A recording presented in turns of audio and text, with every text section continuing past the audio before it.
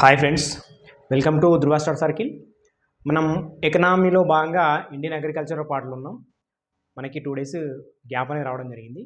అయితే మనకు లాస్ట్ క్లాస్లో వాణిజ్య బ్యాంకుల గురించి చర్చించాం. ఈ క్లాస్లో మనము సహకార పరపతి బ్యాంకుల గురించి చూస్తాం.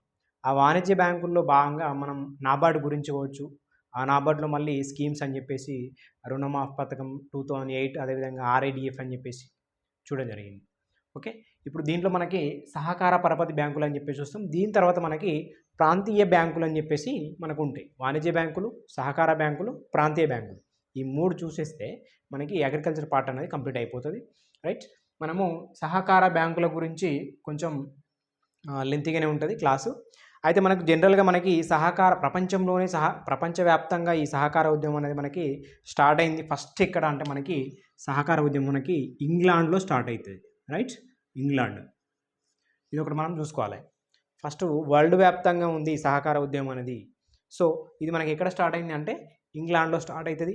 మనకి ఇండియాకి సంబంధించి ప్రపంచవ్యాప్తంగా సహకార ఉద్యమ పిత ఎవరని చెప్పేసి పిలిస్తే మనం సర్ రాబర్ట్ ఓవెన్ అని చెప్పేసి చూస్తాం.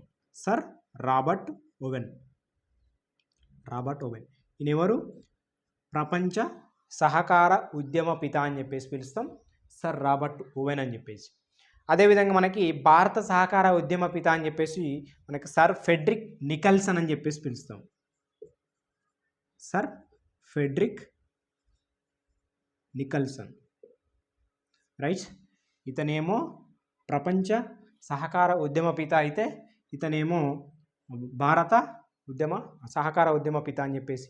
అదేవిధంగా భారతదేశంలో మళ్ళీ సహకార ఉద్యమ నిర్మాత అని చెప్పేసి ఉంటారు. అంటే పిత అంటేనేమో ఫస్ట్ మొదలుపెట్టిన వాళ్ళకు పిత అని చెప్పేసి వస్తుంది. దాని తర్వాత దాన్ని మరి ఫాలో అయ్యి దాన్ని నిర్మించిన వాళ్ళు ఎవరంటే మనకి జవహర్లాల్ నెహ్రూ అని చెప్పేసి మనం చూడొచ్చు. జవహర్లాల్ నెహ్రూ.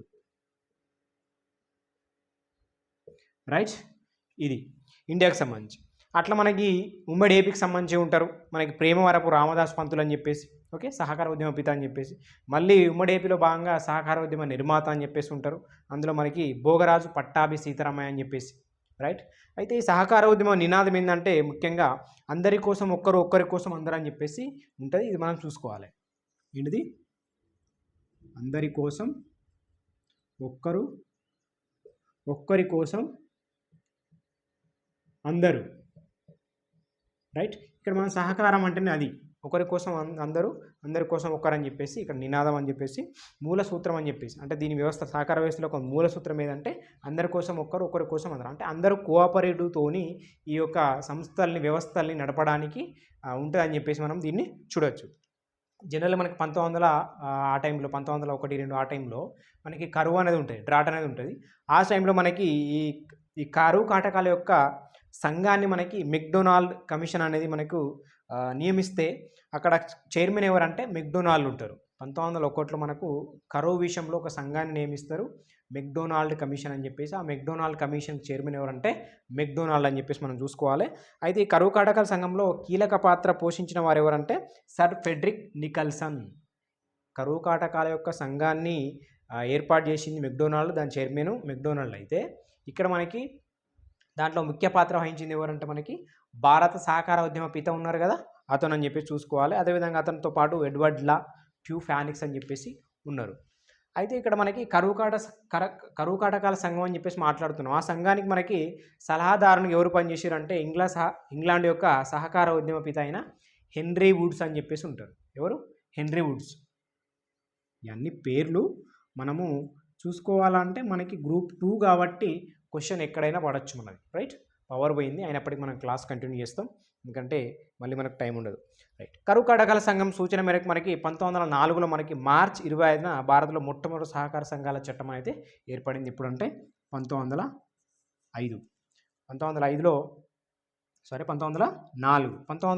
మనకి ఎక్కడ అంటే కర్ణాటకలో స్థాపించినాం మనం. భారత్లో మొట్టమొదటి సహకార పరపతి సంఘం ఎప్పుడంటే 1904లో కర్ణాటకలో స్థాపించడం జరిగింది. ఇక్కడ కర్ణాటక, ఇండియాలో. రైట్, ఇది ఎవరి మేరకు సూచన మేరకు అంటే ఈ కరువు కాటకాల సంఘం అని చెప్పేసి చెప్పుకున్నాం కదా, ఆ యొక్క సంఘం యొక్క సూచనల మేరకు మనము 1904 మార్చి 25న ఇక్కడ మొట్టమొదటి సహకార సంఘాల చట్టం అయితే చేసుకొని ఇక్కడ 1904లో కర్ణాటకలో స్టార్ట్ చేసుకోవడం జరిగింది. ఇదే ఉమ్మడి ఏపీకి సంబంధించి అయితే మొట్టమొదటి సహకార పరపతి సంఘం అనేది 1918లో కృష్ణా జిల్లాకు సంబంధించి మనకి శ్రీ భోగరాధ పట్టాభి సీతారామయ్య గ్రామం గుడ్లవల్లి అని చెప్పేసి ఉంటుంది, అక్కడ స్థాపించుకోవడం జరిగింది. మరి ఉమ్మడి ఏపీ ఉన్నప్పుడు వచ్చింది కాబట్టి మనకు తెలంగాణ కదా అని చెప్పేసి అంటే లేదు, ఖచ్చితంగా మనం చూసుకోవాలి. ఎఫ్పిఎస్ అయితే 100% చూసుకోవాలి, టీఎస్పీఎస్ అయితే దానికి సంబంధించి కూడా మనం ఉమ్మడి ఏపీ అంశం వచ్చిందంటే అది చూసుకోవాల్సిందే. రైట్, మనకి భారత్లో సహకార సంస్థకు మనకి 100 సంవత్సరాలు పూర్తయిన సందర్భంగా ఇటీవల మనకి 2005లో సహకార శతాబ్ది ఉత్సవాలు జరుపుకున్నాం. ఇప్పుడు ఎప్పుడన్నాం 1904 లేదా 5, ఓకే 2005కి మనకి 100 ఇయర్స్ అయినాయి. ఇక్కడ శతాబ్ది ఉత్సవాలు అని చెప్పేసి మనం సెలబ్రేట్ చేసుకున్నాం దీనికి సంబంధించి. అదేవిధంగా 2022లో మనకు 69వ సహకార వారోత్సవం అని చెప్పేసి సహకార వారోత్సవాలు కూడా జరిపింది. ఇది డేట్ ఉంటుంది మనకి నవంబర్ 14 నుంచి 20 వరకు, నవంబర్ 14 నుంచి 20 వరకు సహకార వారోత్సవాలు అని చెప్పేసి మనము గ్రాండ్గా సెలబ్రేట్ చేసుకున్నాం. ఇదంతా సహకార పరపతి బ్యాంకులకు ముందు జరిగిన సహకార ఉద్యమం యొక్క బ్యాక్గ్రౌండ్. ఓకే, ఇవన్నీ ఫ్యాక్ట్ బిట్స్ చూసుకోవాలి మనం 100%. ఎందుకంటే ఎక్కడి నుండి క్వశ్చన్ మనకి పడుతుందో తెలియదు, జిఎస్లో పడవచ్చు లేకుంటే ఎకనామిక్ కంటెంట్లో కూడా పడవచ్చు, ఇట్లాంటి ఫ్యాక్ట్ బిట్స్ కాబట్టి. రైట్, ఇట్లా 1904లో చేయబడిన ఈ సహకార సంఘాల చట్టం అనేది మనకి దీని స్థానంలో అనేక రకాల సహకార సంఘాలు వర్తించే విధంగా 1912లో భాగంగా కేంద్రం ఇంకొక చట్టం చేస్తే దీనికి అనుబంధంగానే అది 1919 మాంటెక్ చెమ్స్ఫర్డ్ సంస్కరణలో భాగంగా ఈ అన్ని రాష్ట్రాలకు వర్తించే విధంగా ఈ సహకార చట్టాలు అయితే చేయబడుతుంది. 1925లో మనకి బొంబాయిలో రాష్ట్ర స్థాయి సహకార చట్టం కూడా చేస్తారు 1925లో. ఇవన్నీ ఫ్యాక్ట్ బిట్స్. ఉమ్మడి ఏపీ అవతరణ నాటికి మనకు మద్రాస్ సహకార సంఘాల చట్టం అనేది 1932 నాటికి, తెలంగాణ ప్రాంతంలో అదేవిధంగా హైదరాబాద్ సహకార సంఘాల చట్టం 1952. చూడండి, ఉమ్మడి ఏపీ 1932 అయితే 1952లో మనకి తెలంగాణకు సంబంధించి సహకార సంఘాల చట్టం అని చెప్పేసి అమల్లోకి వస్తుంది. వీటన్నిటికి మనకు రద్దు చేస్తూ ఉమ్మడి ఏపీ అంతటికి వర్తించే విధంగా మనకు 1964లో ఇంకొక చట్టం తీసుకొస్తారు, ఏపీ సహకార సంఘాల చట్టం అని చెప్పేసి చేస్తారు, ఏపీ సహకార సంఘాల చట్టం. దాని తర్వాత మనకు 1991లో నియమించబడిన చౌదరి బ్రహ్మ కమిటీ అని చెప్పేసి దీన్ని రూపొందించిన మోడల్ యాక్ట్ని ఆమోదించి సహకార సంఘాల యొక్క స్వయం ప్రతిపత్తి వివాద పరిష్కారాలకు సంబంధించి 1995లో మనకి ఏపీ మ్యాక్స్ యాక్ట్ అని చెప్పేసి, Andhra Pradesh mutually added cooperative society act అని చెప్పేసి పరస్పర సహాయక సంఘాల చట్టాన్ని చేస్తారు. మనము బ్యాంకుల గురించి మాట్లాడతాం, ఇవన్నీ సహకార పరపతి బ్యాంకుల యొక్క బ్యాక్గ్రౌండ్ ఎట్లా వచ్చిందని చెప్పేసి చూస్తున్నాం. 2002లో మనకి బహుళ రాష్ట్రాల సహకార సంఘాల చట్టం అనేది ఏర్పడుతుంది, అంటే మల్టిపుల్ కోఆపరేటివ్ సొసైటీ యాక్ట్ అని చెప్పేసి ఏర్పడేస్తాం. ప్రస్తుతం మనకి తెలంగాణ అండ్ ఆంధ్రప్రదేశ్లో భాగంగా సహకార సంఘాల స్థాపన, నిర్వహణ, స్వయం ప్రతిపత్తి కావచ్చు, ఇలాంటి ఎన్నికలు, వివాద పరిష్కారాలు, ఇలాంటి అన్నీ మనకి అమల్లో ఉన్న ముఖ్యమైన చట్టాలు 3 ఉన్నాయి. అవి మనకి ఆంధ్రప్రదేశ్ సహకార సంఘాల చట్టం 1964 అని చెప్పేసి, రైట్. అదేవిధంగా రెండోది మనకి ఏపీ మ్యాక్స్ యాక్ట్ 1995 అని చెప్పేసి, ఏంటిది AP max act. Next multi state cooperative act societies act 2002 అని చెప్పేసి. ఓకే, ఈ 3 మనకి ముఖ్యంగా ఇప్పుడు ప్రస్తుతానికి అమల్లో ఉన్నాయి తెలంగాణ అండ్ ఆంధ్రప్రదేశ్ సంబంధించి. ఇప్పుడు మనం చూస్తాం ఇవంతా సహకార బ్యాంకుల యొక్క బ్యాక్గ్రౌండ్ ఏ విధంగా వచ్చిందని చెప్పేసి చూస్తే ఇదంతా ఫ్యాక్ట్ బిట్ సంబంధించి. ఇప్పుడు మనం చూస్తాం సహకార పరపతి బ్యాంకుల గురించి మనం ఇప్పుడు మాట్లాడతాం. రైట్, ఇదంతా దాని యొక్క బ్యాక్గ్రౌండ్, సహకార బ్యాంకుల యొక్క బ్యాక్గ్రౌండ్ ఏ విధంగా వచ్చిందని చెప్పేసి చూస్తే ఇవన్నీ అంశాలు. భారత్లో మనకి సహకార బ్యాంకులు అనేవి మనకు 2 రకాలు ఉన్నాయి. ఒకటి స్వల్పకాలిక రుణాలు ఇచ్చేటివి, అదేవిధంగా మరియు మధ్యకాలిక రుణాలు ఇచ్చేవి. రెండోది మనకి దీర్ఘకాలిక రుణాలు ఇచ్చేవి. అంటే స్వల్పకాలిక, మధ్యకాలిక ఒకటి అయితే దీర్ఘకాలిక అనేది ఇంకొకటి రెండవది. రైట్, మరి ఈ స్వల్పకాలిక, మధ్యకాలిక రుణాలు ఇచ్చే ఈ సహకార బ్యాంకులు అయితే 3 అంచెల విధానంలో ఉంటుంది. అందులో వచ్చేసి మనకు ఒకటి రాష్ట్ర స్థాయిలో,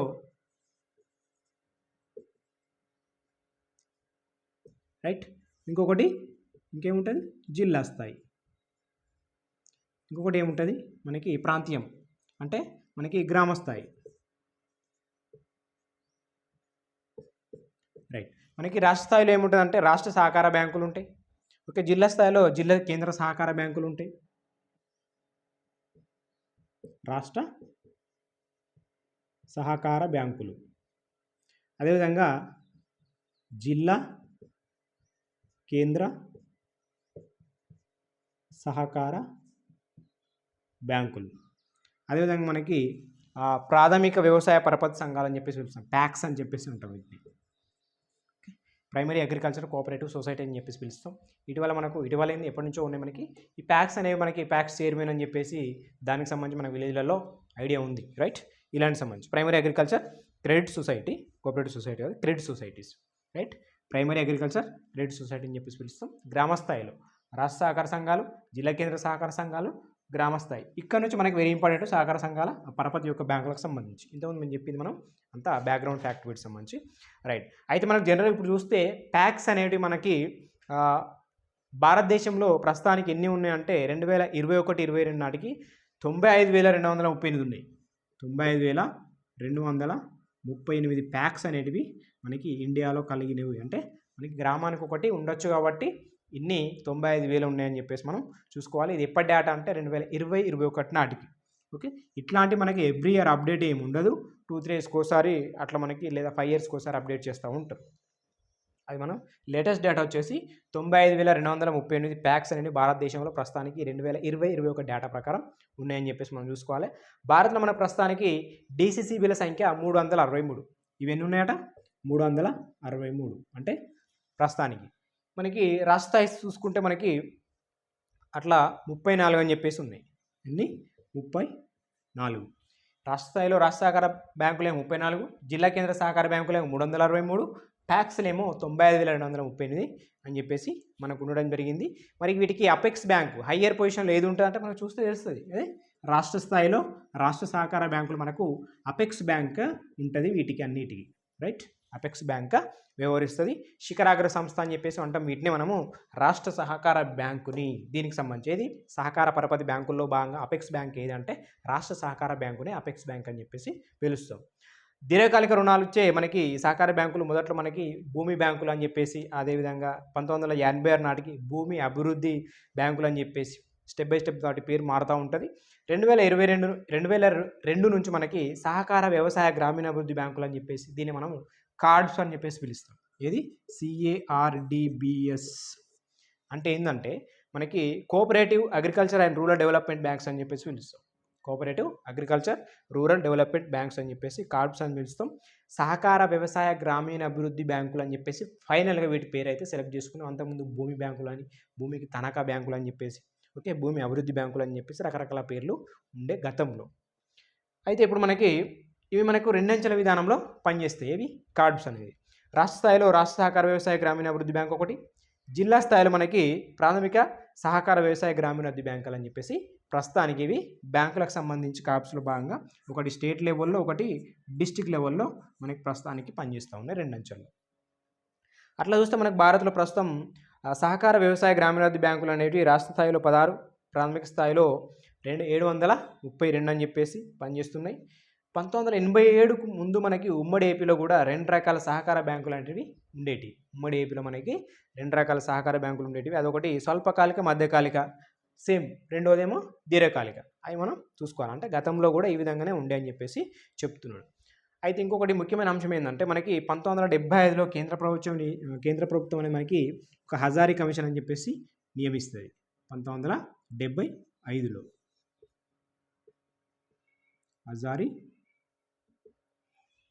హజారీ కమిటీ అని చెప్పేసి. అయితే దీనికి సంబంధించి సహకార పరపతి వ్యవస్థలో మనకు సింగిల్ విండో సిస్టమ్ని సూచించింది. సింగిల్ విండో సిస్టమ్ అంటే ఒకటేసారి పర్మిషన్ లాంటివి మనం తీసుకోవచ్చు, సింగిల్ విండో సిస్టమ్ అని చెప్పేసి. ఓకే, దీనికి సంబంధించి ఉమ్మడి ఏపీ గౌట్ అనేది 1985లో మనకి నియమించబడిన మోహన్ కందా కమిటీ సూచన మేరకు కూడా ఉమ్మడి ఏపీ సహకార పరపతి అనేది మనకి వ్యవస్థలో సింగిల్ విండో సిస్టమ్ని కూడా సూచించింది. ఏది? మోహన్ కందా కమిటీ సూచించింది, హజారీ కమిటీ కూడా సూచించింది.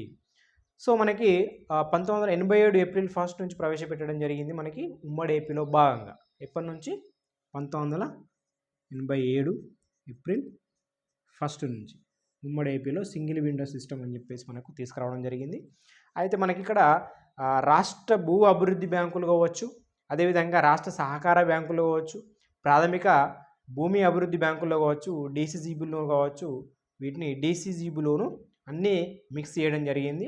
తద్వారా రైతులకు అవసరమైన ఈ స్వల్పకాలిక, మధ్యకాలిక, దీర్ఘకాలిక రుణాలు అయితే మనకి సహకార రుణాలన్నింటినీ ఒకే దగ్గర అందించడం అనేది జరుగుతుంది. ఇవన్నిటి ఒకే దగ్గర పెట్టడం ద్వారా సింగిల్ విండో సిస్టమ్ అని చెప్పేసి తీసుకొచ్చి మనకి 1987 నుంచి ఉమ్మడి ఏపీలో మనం ఇంప్లిమెంట్ చేసుకుంటున్నాం. ప్రస్తుతం తెలంగాణలో మనకి తెలంగాణతో పాటు మనకి ఏ రాష్ట్రాల్లో ఉంది అని చెప్పేసి అంటే ఈ సింగిల్ విండో సిస్టమ్ అనేది చూడండి. ఒకటి ఏపీ, కర్ణాటక, అదేవిధంగా తమిళనాడు, గుజరాత్, రైట్, అదేవిధంగా UP and Maharashtra. Single window system అనేది మనకి AP and Karnataka, Tamil Nadu, Gujarat, UP, Maharashtra, తెలంగాణతో పాటు మనకి ఈ సింగిల్ విండో సిస్టమ్ అనేది ఉంది. అంటే ఒకే దగ్గర మనకు రైతులకు కావాల్సిన రుణాలు అయితే అందిస్తుంది అని చెప్పేసి మనం చూసుకోవాలి. ఈ రాష్ట్రాల్లో మనకి సింగిల్ విండో సిస్టమ్ అమలు ఉంది కాబట్టి అందుకే ఈ రాష్ట్రాల్లో మనకి దీర్ఘకాలిక రుణాలు ఇచ్చే ఈ కార్డ్స్ ఏవైతే దీర్ఘకాలిక రుణాలు ఇచ్చే కార్డ్స్ ఉన్నాయో cooperative agriculture and rural development bank అని, ఇదేంటి మనకి భూమి అభివృద్ధి కోసం కావచ్చు, దాని తర్వాత సహకార వ్యవసాయ గ్రామీణ అభివృద్ధి బ్యాంకులు అని చెప్పేసి పిలుచుకున్నాం కదా. అవి మనకు రెండు ఉంటాయి, మళ్ళీ రాష్ట్ర స్థాయిలో, జిల్లా స్థాయిలో. అవి ఏంది దీర్ఘకాలిక రుణాలు ఇచ్చేటివి. అట్లా మనకి ఈ రాష్ట్రాల్లో మనకి ఏమున్నాయి, సింగిల్ విండో సిస్టమ్ అమల్లో ఉంది. సో ఏముండయి అంటే మనకి ఈ కార్డ్స్ అనేవి ఉండేవి, ఎందుకంటే ఇవి దీర్ఘకాలిక రుణాలు ఇచ్చే బ్యాంకులు సహకార వ్యవసాయ గ్రామీణ అభివృద్ధి బ్యాంకులు అని చెప్పేసి పిలుస్తాం. అవి కూడా రెండు అంచెల్లో ఉంటాయి, జిల్లా స్థాయిలో ఉంటాయి, రాష్ట్ర స్థాయిలో ఉంటాయి.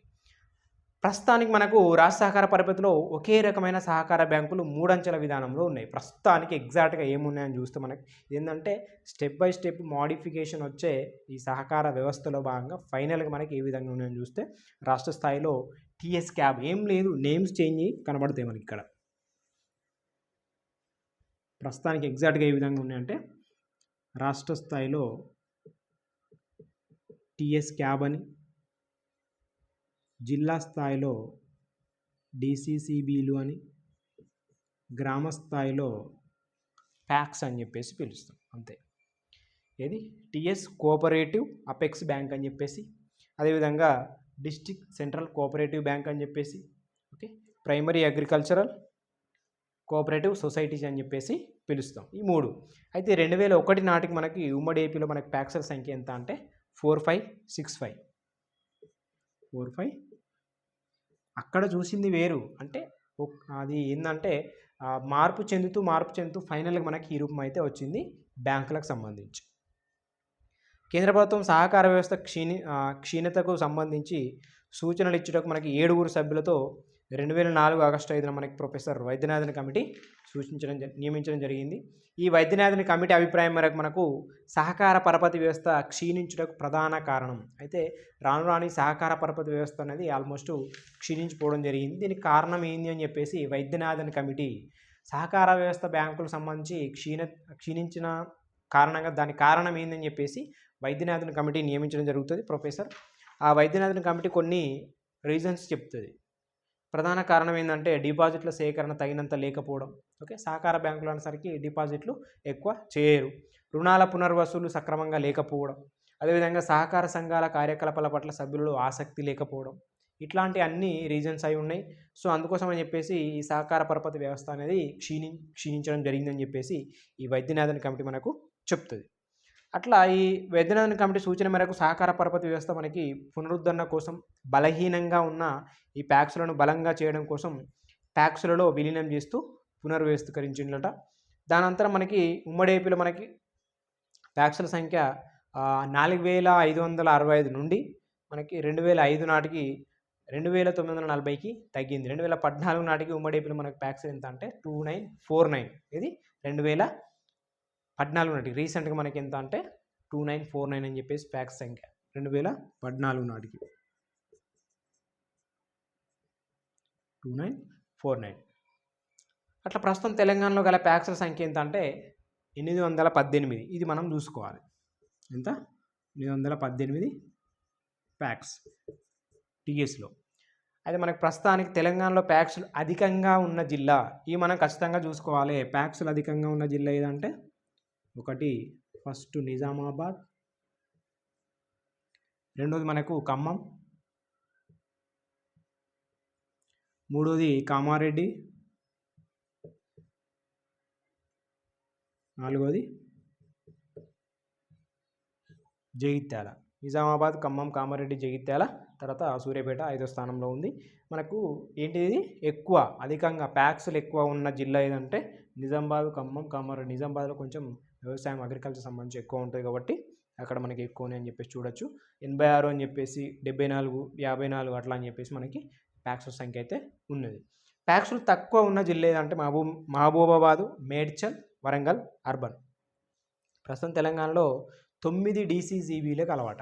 ఓన్లీ 9 మాత్రమే ఉన్నాయి మనకి డీసీజీబీలు ప్రస్తుతానికి. రైట్. తెలంగాణలో ప్రస్తుతం మనకి డీసీజీబీల బ్రాంచీల సంఖ్య ఎంత అంటే బ్యాంకులు 9 మాత్రమే ఉంటే దానికి బ్రాంచెస్ చిన్న చిన్న బ్రాంచెస్ కలిపి 363 అని చెప్పేసి మనం చూసినాం కదా. అది ప్రస్తుతం తెలంగాణలో బ్రాంచీలు అధికంగా గల ఈ డీసీజీబీలు అధికంగా గల జిల్లాలు ఏమంటే కరీంనగర్. ఇవి చూసుకుంటే ఫస్ట్ కేఎన్ఆర్ కరీంనగర్, రెండోది చూసుకుంటే నిజామాబాద్. ఈ కరీంనగర్ నిజామాబాద్లో కొంచెం అగ్రికల్చర్ ఎక్కువ ఉంటుంది. మెదక్. ఇవి డీసీజీబీలు ఎక్కువ ఉన్నాయి. ఈ డీసీజీబీలు మనకి తమకు కావాల్సిన సభ్యత్వ రుసుములు కావచ్చు, వాటి మూలధనం కావచ్చు, డిపాజిట్లు కావచ్చు, రుణాల ద్వారా సమకూర్చుకుంటాయి. అదేవిధంగా రుణాలు తీసుకొని సమకూర్చుకుంటాయి. ఉమ్మడి ఏపీలో మనకు 1963 ఆగస్టు 4న మనకి ఏప్కాబ్ అని చెప్పేసి ఆంధ్రప్రదేశ్ స్టేట్ కోఆపరేటివ్ అనేది స్థాపించబడుతుంది. రాష్ట్ర విభజన నేపథ్యంలో ఏప్కాబ్ని విభజించి తెలంగాణ కోసం మనకు 2015 మార్చి 15న ఇది గుర్తుపెట్టుకోవాలి. ఇంతకుముందు ఉమ్మడి ఏపీ ఉన్నప్పుడు అట్లుండే మార్చి 15న మనకు తెలంగాణలో మనకు టీఎస్ క్యాబ్ అనేది ఏర్పడుతుంది. ఇది ఎప్పుడు ఏర్పడ్డది అంటే ఈ డేట్ని ఏర్పడ్డది 2015 మార్చి 15న టీఎస్ క్యాబ్ అనేది ఏర్పడ్డది. ఆ డేట్ చూసుకోవాలి. టీఎస్ క్యాబ్కి సంబంధించిన హైదరాబాద్, సికింద్రాబాద్ జంట నగరాల్లో మరియు రాష్ట్ర వ్యాప్తంగా 42 బ్రాంచీలు అయితే ఉన్నాయి. టీఎస్కి సంబంధించి టీఎస్ క్యాబ్కి సంబంధించి 42 బ్రాంచీలు ఉన్నాయి. మొత్తానికి హైదరాబాద్, సికింద్రాబాద్లో భాగంగా టీఎస్ క్యాబ్కు 3 జోనల్ కార్యాలయాలు ఉన్నాయి. ఇది గుర్తుపెట్టుకోవాలి. దీనికి 3 జోనల్ కార్యాలయాలు, ఒకటి హైదరాబాదు, రెండోది వరంగల్, నిజామాబాద్, వరంగల్. ఇది టీఎస్ క్యాబ్ అనేది మనకు 2015 మార్చి 15న ఏర్పడ్డది. దీనికి సంబంధించి 3 జోనల్ కార్యాలయాలు ఉన్నాయి. ఒకటి హైదరాబాద్, ఒకటి నిజామాబాద్, మూడోది వరంగల్ అని చెప్పేసి చూసుకోవాలి. టీఎస్ క్యాబ్ తనకు కావాల్సిన నిధులను మనకి నాబార్డు నుంచి 50% నుండి 90% వరకు, ఆర్బీఐ నుండి మనకి కేంద్ర బ్యాంకు నుండి రుణాల ద్వారా డిపాజిట్ల స్వీకరణ ద్వారా సమకూర్చుకుంటుందట. టీఎస్ క్యాబ్ అనేది జనరల్గా ఏం చేస్తుంది, నాబార్డు నుంచి ఒక 50 to 90%, మిగతా అమౌంట్ మనం ఆర్బీఐ నుండి కూడా రుణాల నుంచి సేకరించి మనకి రుణాలు అయితే ఇస్తుంది. అట్లా రాష్ట్రంలో సహకార వ్యవస్థ అభివృద్ధి కోసం స్టేట్ కోఆపరేటివ్ యూనియన్ అనే సంస్థ కృషి చేస్తుంది. ఇది సహకార వ్యవస్థకు సంబంధించి విద్యకు కావచ్చు, శిక్షణ కావచ్చు, మరి అవకాశాలను అయితే కల్పించడం జరుగుతుంది. Diploma in cooperative management act computer application అని చెప్పేసి ఒక కోర్సును అయితే అందజేస్తుందట ఈ కోఆపరేటివ్ సొసైటీ సంబంధించి. సహకార శిక్షణలో స్టేట్ కోఆపరేటివ్ యూనియన్ అపెక్స్గా పనిచేస్తుంది. ఇది అపెక్స్లో శిఖరాగ్ర సంస్థగా మనకు పనిచేస్తుంది. సహకార సంస్థలో స్టేట్ కోఆపరేటివ్ యూనియన్ అపెక్స్ అని చెప్పేసి. ఓకే. సహకార రంగ ఉద్యమకారులకు, ఉద్యోగులకు, నాయకులకు, సహకార సంఘాల సభ్యులకు అవసరమైన శిక్షణ ఇచ్చుటకు తెలంగాణలో హైదరాబాదు అండ్ వరంగల్లో మనకి ప్రాంతీయ కేంద్రాలు ఉన్నాయి. ట్రైనింగ్ ఇచ్చడానికి ఎక్కడెక్కడ ఉన్నాయట అంటే హైదరాబాదులో ఉన్నది, అదేవిధంగా మనకి వరంగల్లో కూడా ట్రైనింగ్ సెంటర్స్ ఉన్నాయి. ఈ కోఆపరేటివ్ సొసైటీకి సంబంధించి ట్రైనింగ్ సెంటర్స్. అదేవిధంగా మనకి రాష్ట్ర స్థాయిలో చూసుకుంటే 2 శిక్షణ కేంద్రాలు గలవాట. ఒకటి రాజేంద్ర నగర్ ఇన్స్టిట్యూట్, ఇంకొకటి హైదరాబాద్.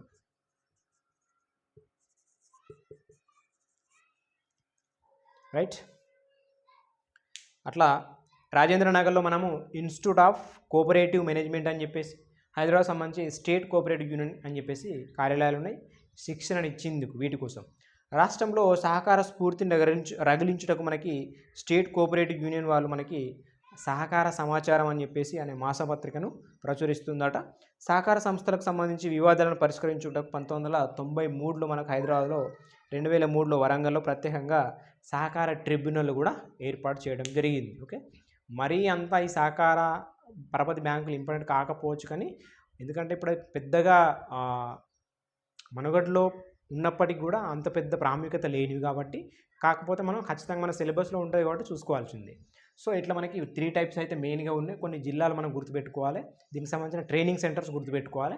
ఈ యొక్క సహకార బ్యాంకులకు సంబంధించి దాని సహకార ఉద్యమం ఎట్లా వచ్చిందని చెప్పేసి వాళ్ళు కొన్ని పేర్లు ఫ్యాక్ట్ బిట్స్ అయితే మనం చూసుకోవాలి. నెక్స్ట్ మనకి ప్రాంతీయ బ్యాంకులు అని చెప్పేసి ఉంటుంది. ఓకే, ఈ వాణిజ్య బ్యాంకులు కావచ్చు, సహకార బ్యాంకులు కావచ్చు, ప్రాంతీయ బ్యాంకులు కావచ్చు, ఇవన్నీ వేరియేషన్స్ చూసుకొని ఇవన్నీ కంప్లీట్ చేసుకుంటే మనం 100% నెక్స్ట్ టాపిక్లోకి తొందరగా వెళ్ళిపోతాం. ప్రాంతీయ బ్యాంకులు ఒకటి కంప్లీట్ అయితే మనకి అగ్రికల్చర్ పార్ట్ కంప్లీట్ అయిపోతుంది. ఓకే, నెక్స్ట్ మనము ఇంకోటి ఏంటంటే ఈ కరెంట్ ఇష్యూ అనేది చేస్తూ ఉన్నాం. అది సబ్జెక్ట్ అని చెప్పేసి కాకుండా ఇంపార్టెంట్ ప్రియారిటీతోని మనం కరెంట్ అఫైర్స్లో భాగంగా ఏవైతే ఇంపార్టెన్స్ ఉంటాయో వాటి మనకి కరెంట్ ఇష్యూ కింద చేస్తున్నాం. మనం ఎప్పుడైతే జూన్ ఎండింగ్కి వస్తామో మనము ఏప్రిల్, మే, జూన్ అని చెప్పేసి మళ్ళీ 3 months కరెంట్ అఫైర్ చేస్తాం. మనకి జూలైలో ఎగ్జామ్ ఉన్నాయి, అదేవిధంగా ఆగస్టులో ఉన్నాయి కాబట్టి మళ్ళీ 3 months కరెంట్ అఫైర్ అయితే స్టార్ట్ చేస్తాం. ఓకే, ఎకనామీలో ఇంకా నెక్స్ట్ మీకు ఏ టాపిక్ స్టార్ట్ చేస్తే బాగుంటాయని చెప్పేసి మీరు కామెంట్ చేయండి. మన ఇండస్ట్రియల్ స్టార్ట్ చేసుకుందామా లేకుంటే డెమోగ్రఫీ స్టార్ట్ చేసుకుందామా? ఇవి రెండు అయితే మనకి ఇండియన్ ఎకనామీ అనేది కంప్లీట్ అయిపోతుంది. ఇవి రెండిట్లో మనం ఏ టాపిక్ స్టార్ట్ చేసుకుందామని చెప్పేసి మీరు కామెంట్ చేయండి. దాన్ని బట్టి మనం ముందుకెళ్దాం. Okay, thank you.